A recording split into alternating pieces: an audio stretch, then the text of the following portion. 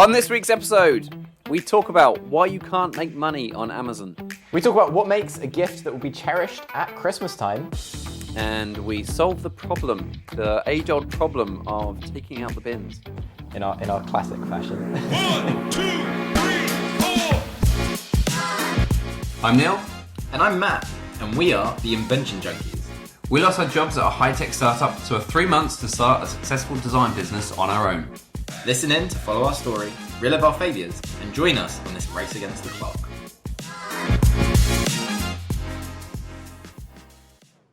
Good news. This Hells week yeah. is a big week. Oh, We say Well, that every week, but this is the biggest week we so mean far. it. It's the biggest of all the because weeks. There's 2 digits. It is episode 10. Oh yeah. I mean, the other way of looking at it is 10 weeks, and where are we compared to where we said we thought we'd Well, be? I'm glad you said that because the biggest news of the week is we are cash positive. Yes. Not only are we cash positive, we officially have more in our bank account than we started by putting in. That is a successful business, right? We did it. We're rich. We did it. That's it. We should probably wrap it up now. End on a high. I mean, Episode title will be "We Did It," and then that's it. We can just stop the show now. we did it. So we got cash update. Cha-ching. Bank account is showing £11.02 more in it than it was when we started with the money that we put in. That said, there are expenses to come out of that we haven't accounted for yet. It's just there's a little gap in the cash flow. So we're celebrating it while we can because it's very quickly going to... Yeah, our accounts, our books are to the 29th of the month. That's so it's for November we're cash positive. For December we'll be negative. and it starts again. Yeah. No, I think it is a win though because it's some validation that what we've been doing is in the right direction and wanted, and we have a lot of irons in the fire or plates that are spinning, irons that are spinning and plates in the fire. Juggling plates. But it's nice to see that things are moving in what we think is the right direction. We'll come back to that. Yeah. We also yeah, discovered, you discovered, I would have had no idea. I'd still be sitting here with no idea. Yeah, I know. We made an organic sale. Oh yeah. Complete passive income.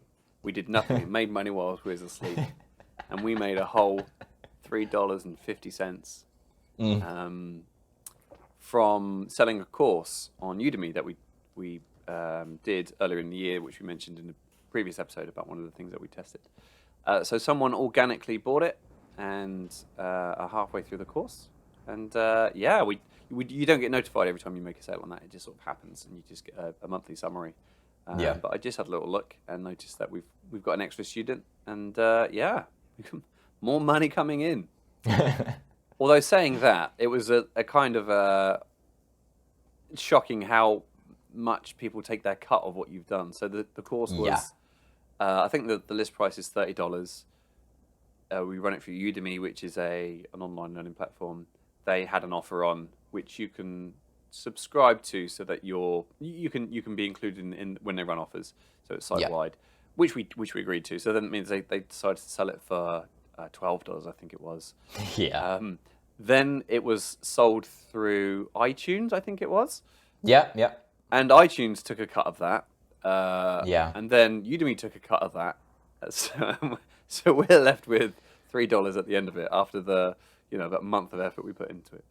Yeah, it's a common platform thing where they say, oh, if it's through our lead, from their advertising or whatever, which I guess makes sense, right? We wouldn't have made the sale if it wasn't for them. Then they take a larger cut. So if you've got an affiliate link kind of thing, if we send out a link and people use that link, then you get a much higher cut than if Udemy do it. But it's the iTunes bit that bugs me because it's come out of our cut rather than out of their cut. And I haven't advertised on iTunes. They have. They've made that decision, but it comes out of our percentage. So it was a little bit frustrating. I mean, it's great that it's doing something, but obviously we want more. We'll talk a little bit in a sec about all the companies taking a cut out of your profits. seems to be quite a theme that we're noticing at the moment.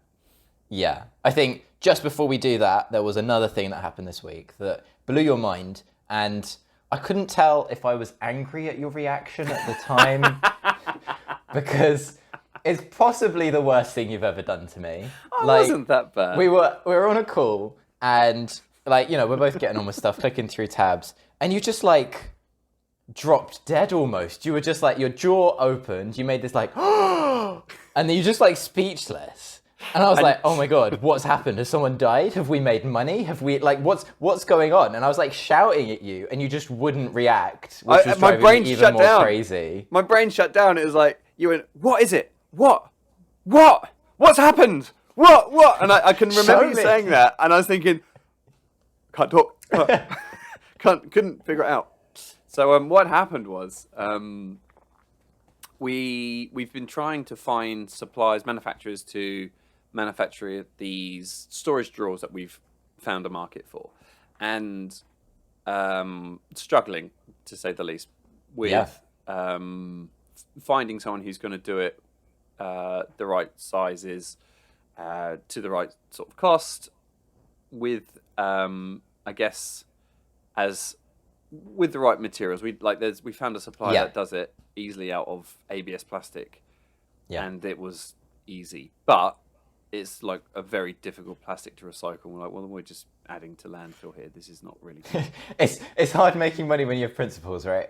really hard, yeah. So anyway, we found a supplier who can make them out of a recycled material, shall we say, or very easily recyclable material. Yeah. And we've been speaking to a lot of them, and some they say, "Oh yeah, we'll message you back," and you don't hear anything.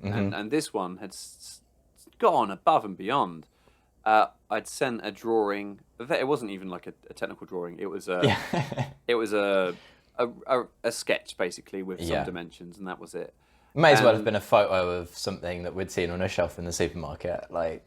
Yeah. And anyway, and this was I won't give too much away because we're still pursuing it. But it's a company that it's not their typical thing that they'd make. No. We thought about doing it differently with this type of company. So, for example, it could be a company makes cakes, and we say, "Oh, can you make us a cake set of drawers?" That sort of thing. We're trying to think differently. And they replied the next day with a fully made sample and a video of it. So when I was just checking through my messages, they'd sent a video of this set of drawers they'd made up on their in their offices, and they're sort of showing how they work. And was "Well, you did it. This is what we want." We was expecting to have to pay a few £100 for a one-off sample. Yeah. And we didn't even ask them for a sample. They just said, "Oh yeah, like this," and they'd already made one. So I was blown away. So that was our turnaround time isn't even that quick. Exactly. Yeah, it was amazing. Well, I think with that, it's been a great week. Those are some of the memorable moments, and we also this week say goodbye to the most popular segment. No, we're shaking things up. We like to shake things up. And so we're going to segue now into our new segment. Neil, take it away. Well, theme of the week's dead. There's no more theme of the week. This segment is focused on anyone specifically looking at starting a business like we are, and sharing some snippet of business knowledge that we found this week that might help someone along the same journey, or just have a general interest. So it's for potential founders. Therefore, this segment is called Founder's Fortune. Oh, yeah, that's going to work really well. Yeah. We might change that, actually. We'll see how it goes. So I think a quick shout out to 4 Hour Work Week. We love that book. It's one of the books that we read a lot of. And I think, you're the biggest fan of this book when it comes to mentioning tips and tricks and things that they talk about doing to raise money in a startup and a business environment. And I think so. Just on that book, while we're here, we'll put a link in the show notes so you can check out yourself. it covers lots of different areas of working less and how to automate things and those things. And I think I read it and it was a real eye opener to how to do this. Whereas a lot of these books say, oh, you just need to find an idea. Oh, you just need to sell it. And none. There's none that sort of tell you how to do it. And it's a bit old now. I think it came out in like 2007. So a lot of the advice is a little bit outdated. But I still like the sort of the attitude and the approach that it takes. We can't follow it word for word because it does sort of say, you're not here to sort of save the world. You're here to just sort of make money. So we are approaching it with more morals, and it makes it a bit harder. So that's the only caveat. So sorry. No, that was 4-hour work week. But I think you struck on a good point there, and it's the conflict. And there shouldn't be, but there is in this day and age. There's a conflict between making money and trying to do the right thing. And I think we should just jump into it. We were looking at Amazon. So the 4-hour work week is all about scaling, get your things on platforms, get them selling so that you're not the one, putting all the effort in. And there's a number of different platforms, but obviously if you're going for gold, you go for the big one. And Amazon is the global, it's the biggest, it's where everyone sells. And so, you were doing some research. What would it take for us to list on Amazon? Yeah. So we're looking at, how long it takes us to turn around and set these drawers, to make, to ship, and all those sorts of things, and looking at where we can automate. So Amazon is a distribution center. You can sell on them. You can actually just sell and ship them yourself, but you can do it all through them. And one of the unknowns was how much this is all going to cost and how much return we get and those sorts of things. So it was still a big unknown that I think we'd sort of left unresearched for too long. So I wanted to sort of just work out what the numbers were and figure that all out. And if I can just jump in quickly on calculating stuff, we'll have a conversation and we'll say, if it costs us this much and we sell it for this much, and that works up to a point, but then you start to forget about costs. There's always going to be things that you forget about. Is there a storage fee? Is there a logistics fee? We spoke about this last week, didn't we? About or was it a couple of weeks ago? Just on how much it costs to make a product and those sorts of things. And that's not even that's with us making it at home and storing it at home and shipping it from home. But then when you go into a logistics center, then it's another cost on top. So did some research, and before we just tease everybody, precursor to this, I'm not sure if anyone's had the same sort of thing. When you're looking into sort of starting a business and ways to make money and things like that, you do get pounded with adverts saying, "Oh, I made 6 figures a year just by selling these things on Amazon, and it's very easy. I'll show you how." So there's it's the Etsy ones that get me. It's I raking in like a 6-figure salary or whatever, and you're like, "Oh wow, if you can do it making earrings, then my idea is way better than just earrings." Yeah, and it turns out there's so many hurdles there that you just aren't aware of. They're not impossible, but they make it very difficult to sort of turn over revenue. So Amazon kindly have a calculator where you can work out how much it's going to cost them to fulfill your product. Fulfill meaning that they store it, and then when someone orders it, they fulfill the order. And we can pop a link to that as well. It's free to use. You can do it from a guest account. You don't need to log in, and you can search their products, and you can use an example. So if there's something similar to what you're selling, you can look up what they've got already listed, and it'll tell you what the fees are for that item for whoever's selling it. And oh my god, I was absolutely mind blown just how much of a cut they take. I'm mortified. I genuinely already. I think it's a guilt thing. It's like, that you're doing something you probably shouldn't be. It's like getting something off, Temu or these really cheap. Oh, I just want this quick thing that's just super cheap, so I'm gonna just spend this money. But there's a little bit of guilt to it, or cheeky me, or naughty me, whatever. But now it's like, it's not just bad because it's coming from Amazon. It's bad because you realize the depth of what they're doing to people to sell on Amazon. So here's a working example. There is a multi-pack, pack of 12 Kleenex tissues. and the item price is £18.55. Yeah. That's so when you buy it for £18.55. Have a guess. Well, actually, Matt, pretend to guess because you're already the answer. Pretend to guess just how much profit the seller will get out of the £18.55 once it's gone through Amazon. And I say profit. This is not. This is not how much including it my cost own them. costs. Yeah. No, this is this is not their own cost. So This is I'm the just Amazon Kleenex cost. brand. I've developed this revolutionary facial tissue. It's soft. It's great. People want it, and I want to sell it. I want to sell it on the biggest marketplace in the world. So I come to Mr. Bezos and I say, please, Mr. Bezos, stock my Kleenex, please, please, please.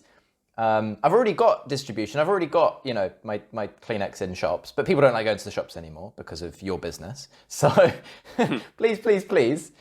And he says, yeah, of course, mate. Hop in. Yeah, not we've a got problem. warehouses. Don't worry about it. You just box them up. You send them to us. And I don't know, what would be fair? And I say, oh, well, I sell them for £18. So maybe I'll give you 20% of that. We could say 10% for storage, 10% for distribution. And he goes, nah. Nah. In fact, you can be Bezos in this situation. I need a bold cut. Quick, shave your head. So, all right. I don't know. How about I give you 30%. 15 for storage, 15 for distribution. So if out of my 18, I'll walk away with, 12. That would seem reasonable in a normal world, Matt. But this is not a normal world. This is the world of Amazon, where I'm going to take £12.95, and you can have £5.60. That's more than half, Mr. Bezos. That doesn't seem fair to me.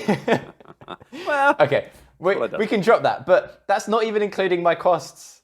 So let's say £18. I'm listing the product at £18. I have to actually make the tissues. I still have to package them and send them to Amazon. Yeah. And then Amazon store them and distribute them. So I've got employees, I've got insurance, I've got all of these overheads. Sure, yes, they're a big conglomerate. I'm sure they're deforesting half but this isn't about Kleenex. This is about Amazon. It means that I have £5 to work with for this to be profitable. yeah. To still sell on Amazon. And you look at that, and we went through a couple of examples, and they're literally scraping pennies. Yeah, yeah. I mean, the one caveat there is VAT coming out of that. So there's of that £18, £3, 9 pence, whatever it is, Yeah. 10% VAT. So then Amazon take a cut of that, and you're left with £5.60 profit at the end of it. So you could say, aha, well, I know the answer to this. What I'll do is I'll charge more. I'll pump my price up. So nicely, the Amazon calculator. So I'll say, okay, Mr. Bezos, my Kleenex are now premium. They are the best tissue. They're laced with this invisible fiber that means they're just worth so much more. They cost me the same to make, but I'm going to promote them as a premium product. So what are we going to sell them at? £100? Yeah, let's sell them at 100. Okay. So, Mr. Bezos, they now cost £100. They're exactly the same product for you. You just put them on the shelf. You sell them. They take up the same space, same weight, same dimensions. Everything that you see is exactly the same. I'm just going to sell them for more. Yep. So we'll keep to our original agreement, right? You'll take £15, and now because I sell them for 100, I get 75. Well, doesn't work that way. You will definitely get a much bigger profit here now. But instead of charging you £12, I'm going to charge you £39 because you'll get more money, so I should too. I think, look, we've over-egged it a little bit, but the point of this is that Amazon's entire system is structured around encouraging the sale of quantity of products, because it doesn't matter what they're selling, they're getting this massive proportion of the list fee. So yes, if you sell something that's more expensive, you might get slightly more of that cut. And so you can see why people would be incentivized to raise the prices just to be on Amazon. They probably have to balance the overheads that they're now paying a premium to list on Amazon. But they also are encouraged to, because then Amazon makes more. And so all of Amazon's sneaky little tactics work towards this. And I've been watching, it's pretty popular at the moment, this new film on Netflix. It's a documentary called Buy Now. It's just uncovering all of the other things that you thought you knew about companies like Amazon, Adidas, or Adidas if you're American. All of the tactics and secrets that a lot of you probably already know, but you see the level that they're taken to. And one of the things that they mention is that it's cheaper for Amazon to throw stuff out, for it to go to landfill, than to keep storing it.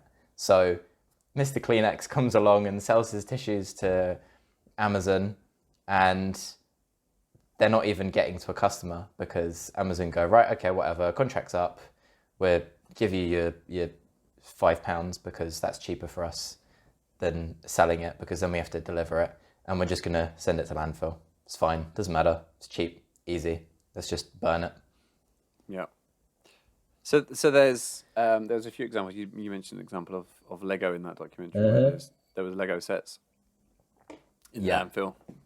Whole unopened boxes of the Hogwarts set from Lego. And Lego try to be more sustainable. Yes, it's still plastic made and it's ABS, but they're doing their bit and they do think about it. And I think, can you imagine being, the logistics manager at Lego, and you go through all of this hassle to be like, oh, well, going with Amazon means this bad stuff, but it means this good stuff. And you're like, we'll just do it. And then you see on the news, and this is actually as old as 2021, this has come out, but you see on the news that these groundbreaking sets that kids want for Christmas, that people want all over the world, like this coveted item that's worth hundreds of pounds, in a bag heading to landfill because it's too expensive to keep on the shelf. So with all the bad side of it, we thought we should probably give a little bit on what you can do. Yes, it's not all doom and gloom. There are choices and options. Yeah, you can still sell on Amazon and use a third-party fulfillment facility. Now, what was that acronym? 3PL? 3PL. Third-party logistics. Yeah, 3PL. So there's a lot of companies out there that will let you store in their warehouse and they'll ship it on. And you can still sell through Amazon, and I believe there's a way to link them together. I've not looked into what that looks like. Yeah. So that hopefully is a way to bring costs down, so that you're fighting the system. So it means that you're not having to push for things to be cheaply made, because that's the thing, isn't it? It's you end up forcing the thing to be made cheaper, and because you're then cutting out quality, which means it's going to break sooner, and you're probably using workforce which if it's abroad, you don't know what conditions they're working under and what they're being paid. So it's not all just to line your pockets, it's to make sure that everyone gets a fair cut of the profits in the whole chain. It's not just going to Jeff Bezos to fly rockets into space, So there's that as an option. There's also I was talking to a friend who's had some bad experience with Amazon, and mentioned Etsy's a lot cheaper, and we've found the same, that Etsy's okay. Now I know you can link 3PL to Etsy as well, so that it becomes more of an automated system. There are still high fees with all of these platforms. Even with Etsy, there's a cut, and I think once you make over a certain amount, the proportions change, and there's still different fees. But Etsy better connects with a direct audience as well, and there's a huge benefit to that, especially if you're in a marketplace where you care about what people think of your product and improving it and keeping that good design alive. Yeah. There's also eBay. It depending on what you're selling. I know eBay is not. People shy away from it for some things and not others. Yeah. What I heard is that the best thing is to actually sell things on your own website using something like Shopify, which links to your website. Now, there are sort of monthly fees with having an e-commerce account on your website. Shopify seems to make it easy. We've not used it, but it seemingly makes it a lot easier. And then if you have a Shopify account, then that links to your 3PL.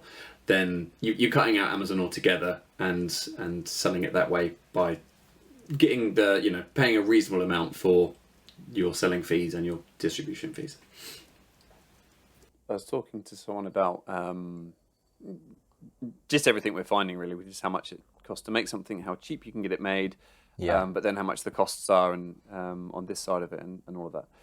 And they said, "Oh, I don't think we'd I don't think we'd be able to afford anything if nothing was made in China. And it was an interesting thought, and it's one of those things that we've come to sort of learn this sort of, this is the way things are. If you went back 100 years, 80 years, or whatever, it wasn't the same. So if you got a hole in your socks, you'd stitch them up. You wouldn't just chuck them away because it's too cheap. So we've got a learned behavior now where we've got this abundance, and unfortunately, what comes with abundance is the attitude of Waste. Of waste, yeah, and it just ends up. You don't see the bit that ends up in landfill. That's yeah, that's the other side of it. That's invisible to you, isn't it? You just see the stuff coming in, and it's cheap, and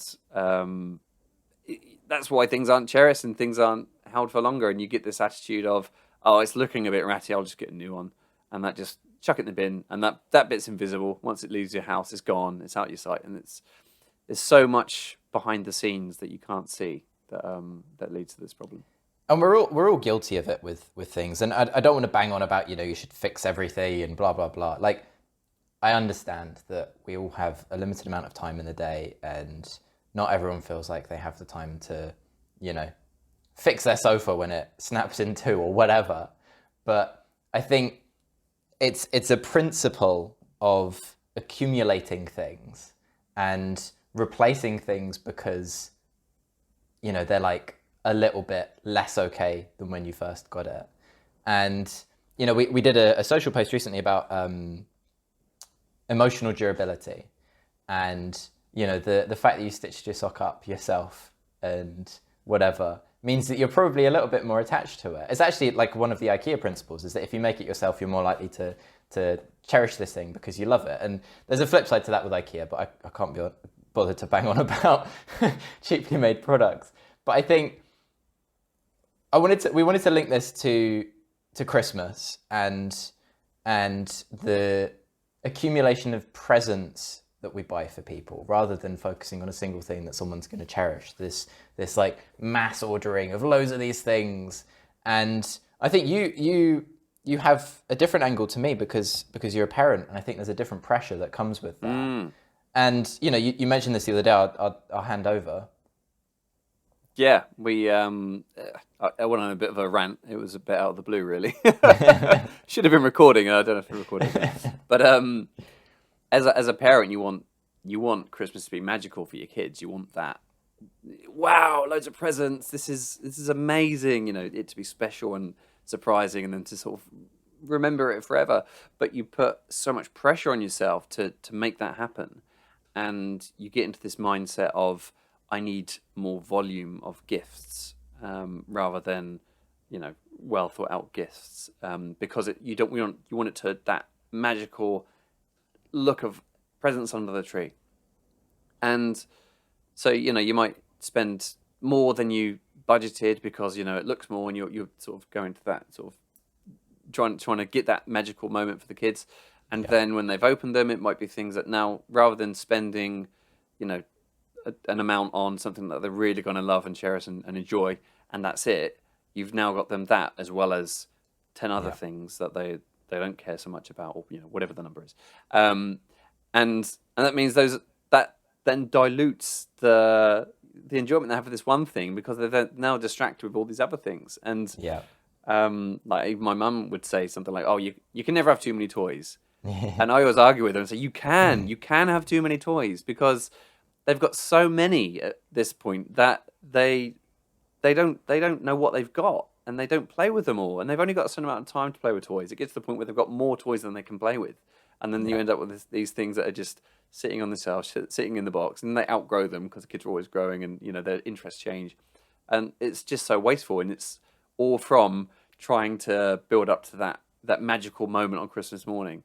when really it's we put this pressure on ourselves, and that leads to the buying, and everything sort of comes into it. And unfortunately, this is part of the problem. I think we mentioned some of the things that we cherished growing up, and I'm sure we're lucky to be in a position where we had Christmases and had presents given to us. And I think you probably don't look back and think of the stocking fillers that, you know, exist these days, and, you know, the little bits to kind of pad around the edges. And, you know, we've talked about, you've got this Fisher-Price wind-up drill. But I had it when I was like 3. Comes in a little toolkit. You've got a little plastic set of screws and a little workbench that you can screw together. And I've still got it, and it still works because it's wind up. There's no batteries in it, and my kids have even played with it, and it's still and it's probably going to, you know, go on to grandkids. To be honest with you, I've cherished it because it's something that I've always been able to play with and make something different with. A bit like Lego, you know, it's configurable. Yeah. And it, because it's wind up, there's no batteries that are going to go. It just works. Like, it was built to last, and it still lasts. I've lost a couple of bits, but it's still going. So for me, Christmas was Lego, and it's the gift that keeps on giving, especially as a child. You know, you can go through the instructions, and that's probably like a week process of getting through, you know, one set from start to finish. And then you've got the play that comes after. You want Lego Star Wars and Harry Potter to collide, and all of these things that mash up. And so we've got Lego sets in my parents' house that now, you know, my nephew, their grandson, will play with. And I'm sure all of the children over Christmas that visit the house will be playing with Lego that, you know, we put together as kids, and that my eldest brother put together as a kid. And, you know, it is just a brilliant, remashable gift that will last for such a long time. Yeah. And this is not a paid promotion for Lego, but it's just about thinking about, you know, how the right gift can give a lot more than lots of little gifts, or lots of the wrong gift, or even lots of the right gift. It's you don't want to dilute how special the gift giving process is. Yeah, exactly. That reminds me, actually. So there's an article that Martin Lewis wrote on, I think this is his website, Money Saving Expert, on gift giving and the signing up. We'll post a link to it. It's a nice article. Yeah. I think everyone feels the same, but everyone's afraid to say, actually, we buy too much, and, you know, no one wants to disappoint anyone. But I think being brave to say, do you know what, we spend too much, this is ridiculous, shall we sign up to this agreement where we cap our spending on whatever it is, and, you know, set some rules. Maybe it's something that's only consumable, like something you can eat, and it's a homemade something, or maybe it's from a charity shop, or maybe it's something like that, or, you know, a token gift, like a nothing more than a cost of a book, something like that. Or you just say, we don't need to buy each other gifts, just spending time with each other is good enough. So even a Secret Santa. This is our favourite trick with friends, and my partner does it in her family as well, because then you're not buying a gift. You know, say there's 5 of you, you're not buying 5 gifts, you buy 1 gift. You can put a lot more time and thought into the 1 gift, and no one feels left out. And I just think there's too much pressure on gift buying and gift giving. And there are actual solutions to avoid that pressure and avoid the expense, and still make Christmas as magical and live up to all your dreams and your kids' dreams and all the rest of it. Yeah. One last idea there is that you can do something like, say, right, we'll all agree that we'll go to a show or have a night out or do something. Yeah. And that's your Christmas present to everybody. Then you're spending more time with your family and friends, and you're all agreeing to this date to do something. It's another nice way of doing it. I love experience gifts, and it's something that I do with my partner, and we'll often say, like, especially if you're on the same wavelengths as someone, you can say, oh, we both probably want this thing, let's just buy it together, and that's our gift to each other. And you still, you know, you get the magical experience, you get all of the memories that come from either doing a thing or having a thing, whatever it is. But I don't know, I think there's options. Yeah. Okay, I think we've covered gift giving and Christmas, and why we hate Christmas, and No, we love Christmas. We just think we can do better. Grinch. No, I do love Christmas. I do. It's just the overwhelming of the oh my god, there's so much stuff. Yeah. Well, Matt, you know what time it is? I do. It is the best time of the week. The best time of the week. Everyone's been waiting, so get on with it. Stop moaning about Amazon. Stop moaning about Christmas. We want problem of the week, Matt. Well then, let's give the people what they want. It is Problem of the week. Do you know what? Last week I was watching I did the edit last week, and in my mind I played the music, and I did it again. Then I just realised that when you do the spin, I sort of mimic you and do a little edit at the same time. Our problem of the week is taking the bins out. Taking the bins out. I think there's just like a bigger issue around bins as a whole. And I really like a filthy problem because no one wants to touch them. It's like under-designed because it's like it's not got the appeal. It's not got the attraction. You know, the engineers and the designers are like, oh, I'm not gonna deal with bins. Oh, gross. Like, I'm not gonna do anything around that. Less so these days, but there's definitely like you can see the areas that don't get developed because no one wants to touch them. The worst thing with the bin is like when you when you take the bag out, and then it's heavy because you've crammed like every bit of air out of it, and you've rammed it because no one wants to take it out, and then it's like you're gonna have to put it on the floor whilst you tie the top together or whatever, and there's like something leaked, and you got like a slimy bottom, so it means you can't put it down because you're gonna just spread the slime through your house. I actually saw something that this is completely unplanned. I just had to check the name. They're a brand I really like. They've got a catchy name. I think they might be Australian, but if I'm wrong, then don't hold it against me. They're called Who Give a Crap, or Who Gives a Crap. And one of their products is an eco-friendly bag. And the reason I say this is they've got a video that's gone a bit viral recently about putting jelly in a bag. And it's this exact problem of the juices that pass through the membrane of the bag. And so it's them versus a competitor. I think it's a small like bin liner type bag, and they're showing how much they can carry, but it's still a more eco-friendly bag. So there are people out there already thinking about these problems. We were talking about one of the other problems, which is the hassle of finding and flapping with bin bags. Like you can never find the edge, and you've got to like do this whole like medieval dance just to get it out of the roll and into the bin. If you can even remember where you've got them, if you've got any left. Yeah, there are some life hacks on putting the bin in the. Yes, we love a good life hack. The liner. I can't demonstrate any, but there's one where you so if you shake it open, so it's like fully extended in the air, and then you squeeze the air out, so it's like from top to bottom, so it's a sausage, and then you can put it in, so it touches the bottom, and then you tuck the top around, so that it goes in without having to fight with it. Yeah, I saw a video once of someone. I think they were like park bins.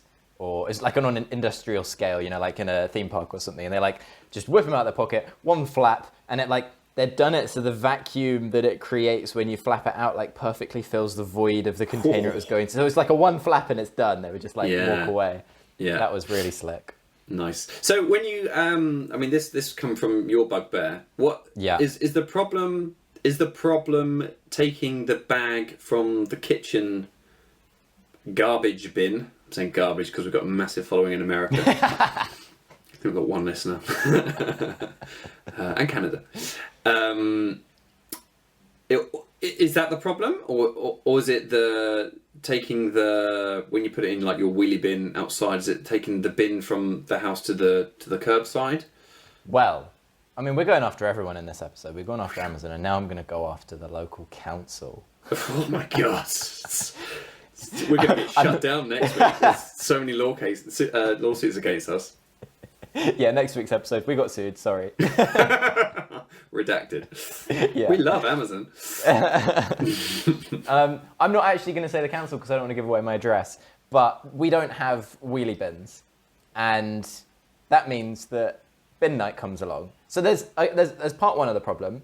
You've got to like take the bag out, tie it up or whatever. And then you're like dragging this like awful, stinky, maybe drippy thing through the house with bin juice and whatever. Mm-hmm. You've got the interim waiting spot. For some people, it might be the same as collection day if they've been smart, and the wheelie bin is where it gets picked up anyway. But you still got to get there. You've got to get this thing that you don't want to be holding or touching to this place that's not immediately accessible. And then for us, we have another whole process where the bin day is coming. So you go and get the bins from this intermediate waiting zone, and you just put them on the street. So there's just bin bags all over the street. And obviously what happens is foxes and rats come out at night and destroy literally everything. The council comes along and puts a letter through the letterbox like they're doing some good. And they say, don't put your bins out too early. And you go, yeah, but like what time is late enough? We're supposed to do it the morning of when the collection happens at 5 a.m?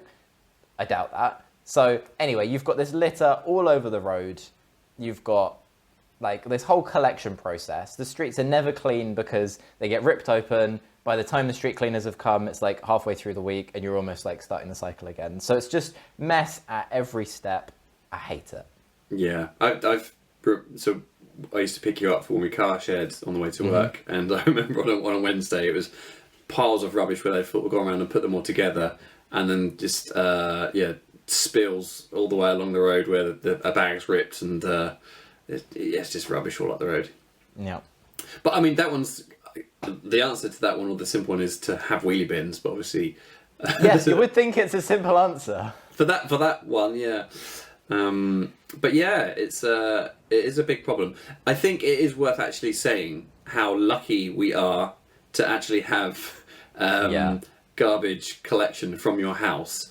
All right, You're- to point out how spoiled I am, and I'm No, just I mean- whining about the... You've only got to miss the bins once, or not Yeah. put them out and they don't get It's so collected, true. and you've got this overflowing problem that you're unhappy about because your own waste is filling up. So then it makes you very grateful that the fact that thank goodness we live in a society where our rubbish is just removed and out of sight. You don't see it anymore, and that's it. Once it's gone, it's gone. It's outside, and it's not your problem. That's it. It just disappears. So it could be a lot worse. We could have to try and figure out how to dispose of it and do that part of the journey, but we don't. So Yeah. So there are some solutions we've come across. I've just been reminded of another one I've seen in maybe the Netherlands or Germany, somewhere sophisticated in Europe like that. And they have these kind of like sunken bins at street level, and they've got like obviously the different compartments for the different things. You've got glass, waste, whatever. You put the things in. At street level, you've only got like a normal bin. Put the stuff in, and then a truck comes along, picks this thing up, and actually it's got a hidden like bunker under street level. So it's I've like a seen void. this. So you can fill them quite a lot. So they come along once a week, whatever. Pick them up, put them over the truck, and then I'll see if I can find a clip that we can link. And they just empty into the truck, and then they put them back. And so they've got the compartments in and it's like this such a quick, painless, smellless, dirtless process that someone's just going, yeah, this is obviously how you do it. What are you doing in the UK with wheelie bins? yeah, great idea. So that solves the rubbish in the street Yeah. solution. Yeah, I mean, if we're going to follow our normal theme of thinking, if we was to start from scratch, how we design it, Stop wasting, obviously. stop wasting. Yeah, most of your waste comes from food containers. So if you was to have food like piped into your house, Bring back face tube. face tube. Yeah. You got me swear- there. I didn't see it coming. Yeah, I swear to God, our first merch is going to be face tube related. It's like a cult following for something that makes no sense to the rest of the Yeah. brand or anything we're doing. Yeah, if anyone's not sure, there is an episode where face tube's in the title and all will be explained. Yeah, so that solves that problem. So stop wasting to start with. Yeah. There's composting. That, although we did try and tackle that with one of our early business ideas, and Solved it. We solved it. We've moved on. okay, cool. That's how we're funding this business, right? Yeah. Yeah. Is it? I mean, there's garbage chutes in some buildings. I think in America. I'm not sure about here. I guess that's I don't know whether you have to sort of carry your bin down the stairs when you live in blocks of flats and things like that. Yeah. Chuck it out the window. Yeah. Check out the window. I Drones. think it's actually a really good idea. And if your house layout, I mean, maybe it's even more fundamental than that, and you just need to be planning for these things, like architecture. I want an architect to think about where my bins go. Have a hatch in the kitchen. I assume that's where most people throw things out, in the kitchen. Well, I actually do. It's a bit of a life hack, really. My kitchen window opens onto like a little alleyway down the side of my house, and the window opens outwards so that you can get access to a bin that's underneath it. So my recycle bin is a wheelie bin. Every bin day, it'll be emptied. I'll lift the lid. I'll wheel it up underneath the window, and it'll sit there. So any recycle just goes out the window. And it's very easy. Like, you don't have that intermediate step of having to pile it up in your kitchen, then move from the kitchen to outside. So, yeah, I'd recommend that. Obviously, if it's dirtier stuff, you don't want to have to leaving it over. But a quick way to get it outside the house into the receptacle that just needs to be wheeled to the end of the, onto the curb for collection day is I highly recommend it. If you I can like do it. that. So, life hack, live at Neil's house. We'll post his address if you're... There's enough people here, to be honest with you. We don't want both our listeners showing up. Yeah. I mean, like, maybe you bring the end treatment closer to home. So composting is obviously one of the end treatments for waste that will degrade on its own. And you can do that at home. There are solutions. And maybe one day we'll get around to solving that a bit better. But incinerators, recapture the energy from your waste at home. Just have a little fire pit. Don't worry about those plastics. I'm sure it's fine to breathe in those toxic chemicals. I mean, if there wasn't single-use plastics, that wouldn't be a problem. So we need face tube in combination with home incinerators. Yeah. But I think the last one that you were telling me about was something we came across when we were researching something where we used to work. So I came across this when I was researching different types of rail and rail systems. And I mean, this doesn't solve the problem of getting the bins from your inside your house to outside the house. But this is if you have a lot of bins to wheel to the end of your driveway, if you have a driveway. I think it's a guy in Germany. And they have about 5 different recycle bins, wheelie bins. And where you have to sort of separate glass into one and paper in another and blah, blah, blah. So there's a lot to put out every week. Yeah. So he made a train system. So all of his bins are down the side of his house, down a little alleyway, and they all sit on their own little cart that's got a train track underneath it. And then he just pressed the button and they all just sort of follow each other out and they go out that way. And then at the end of the when they're collected, they just go back in. I thought it was brilliant. I think my favourite thing about the video is the way he develops it. It's like, it's snowing and he's like out there. He's like, oh, yes, you can see in the snow, this has happened. And so I'm going to fix it with this. And you're like, it's just so over-engineered, but it works so well. Yeah. It's so funny the things you come across when you research. So we worked for a rail-based system and we was looking at, innovations in rail and how things are done differently. And this was one where I think you just had one rail-based wheel and a gear and something different. So I was like, oh, this is interesting. And it turns out we actually learned about how to put bins out automatically. Yeah, we'll put a link to that one as well. Okay, all right. I think we've solved this one. There's plenty of options. Don't waste. When we start a new society, when we buy that desert island and start from scratch. These are not going to be problems. No. It would just be money would be the problem. Yeah. Okay, we should wrap it up and take it away.